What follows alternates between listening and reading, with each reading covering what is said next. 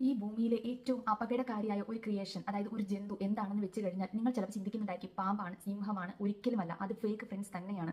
നിങ്ങളുടെ മുന്നിൽ നിൽക്കുന്നത് നിങ്ങളുടെ ട്രൂ ഫ്രണ്ട്സ് ആണോ അതോ ഫേക്ക് ഫ്രണ്ട്സ് ആണോ എന്ന് നിങ്ങൾ തിരിച്ചറിയുക തന്നെ വേണം. അല്ലെങ്കിൽ നിങ്ങളുടെ ജീവിതത്തെയും നിങ്ങളുടെ മാനസിക നിലയും തന്നെ നശിപ്പിക്കാൻ വേണ്ടിയിട്ട് ആ ഒരു ഫ്രണ്ടിന് സാധിക്കും. എല്ലാവർക്കും ഫ്രണ്ട്സ് ഉള്ള ആൾക്കാരായിരിക്കും. നിങ്ങൾക്കുള്ള ഫ്രണ്ട്ഷിപ്പ് അതൊരു ഫേക്ക് ഫ്രണ്ട്ഷിപ്പ് ആണോ എന്ന് എങ്ങനെ നിങ്ങൾക്ക് തിരിച്ചറിയാൻ പറ്റും? നമുക്ക് ഒരുപാട് ഫ്രണ്ട്സ് കാണും, പക്ഷെ അവരിൽ ട്രൂ ഫ്രണ്ട്സിനെയും ഫേക്ക് ഫ്രണ്ട്സിനെയും തിരിച്ചറിയാൻ ചിലപ്പോൾ നമുക്ക് തന്നെ പറ്റിയെന്ന് വരില്ല. അങ്ങനെയുള്ള ഈ ഫേക്ക് ഫ്രണ്ട്സിനെ നമുക്ക് കണ്ടുപിടിക്കാൻ പറ്റും. ഒരുപാട് കാര്യങ്ങൾ കൂടെ നമുക്ക് കണ്ടുപിടിക്കാൻ പറ്റും. ഇതിൽ മെയിൻ ആയിട്ടുള്ള ഒരു 5-6 പോയിന്റ്സ് ഞാൻ ഇവിടെ പറയാം.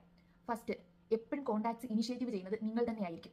അതായത് എനിക്ക് കുറച്ച് ഫ്രണ്ട്സ് ഉണ്ട്, ഞാൻ എപ്പോൾ മെസ്സേജ് അയച്ചാലും എനിക്ക് ആ സമയത്ത് അവർ ഈവൻ ബിസി ആണെങ്കിൽ പോലും അറ്റ്ലീസ്റ്റ് ബിസി ആണ് എന്ന് പറഞ്ഞതിന് ശേഷം അവരുടെ തിരക്ക് മാറുന്ന സമയത്ത് നമ്മളെ ഇങ്ങോട്ട് കോൺടാക്ട് ചെയ്യുകയും നമ്മളെ വിളിച്ച് എന്താണ് പ്രശ്നങ്ങൾ എന്ന് നമ്മളോട് അന്വേഷിക്കുകയും ചെയ്യുന്ന കൂട്ടുകാരുണ്ട്. പക്ഷെ ചില കൂട്ടുകാരുണ്ട്, നമ്മൾ അങ്ങോട്ട് വിളിച്ചാൽ തന്നെയും ഈവൻ അവർ ബിസി അല്ലെങ്കിൽ പോലും റിപ്ലൈ അങ്ങനെയുള്ള ഒരു ഒറ്റ സെന്റൻസിൽ മറ്റും ഒതുക്കുന്ന ആൾക്കാർ. അല്ലെങ്കിൽ സംടൈംസ് നമുക്ക് റിപ്ലൈ കിട്ടാറില്ല. പിന്നെ നമ്മൾ അവരെ നേരിട്ട് കാണുമ്പോൾ നമ്മൾ ചോദിക്കും നീ എന്താണ് റിപ്ലൈ തരാൻ? മേ ബി ഒരു 2-3 ഡേയ്സ് പിന്നിട്ട ശേഷമായിരിക്കും നമ്മൾ അവരെ കാണുന്നത്. ആ സമയത്ത് പോലും നമ്മൾ അയച്ച ഒരു മെസ്സേജ് നമുക്ക് റിപ്ലൈ കിട്ടിയിട്ടുണ്ടാവില്ല. അപ്പം അവർ പല കാരണങ്ങൾ പറഞ്ഞ് അതിൽ നിന്ന് രക്ഷപ്പെടും. പക്ഷെ അവർക്കൊരാവശ്യം വരുമ്പോൾ അവർ നമ്മളെ ഡിസ്റ്റർബ് ചെയ്യും, ഇങ്ങോട്ട് കോൺടാക്ട് ഇനിഷ്യേറ്റീവ് ചെയ്യും. അങ്ങനെയുള്ള ഫ്രണ്ട്സിനെ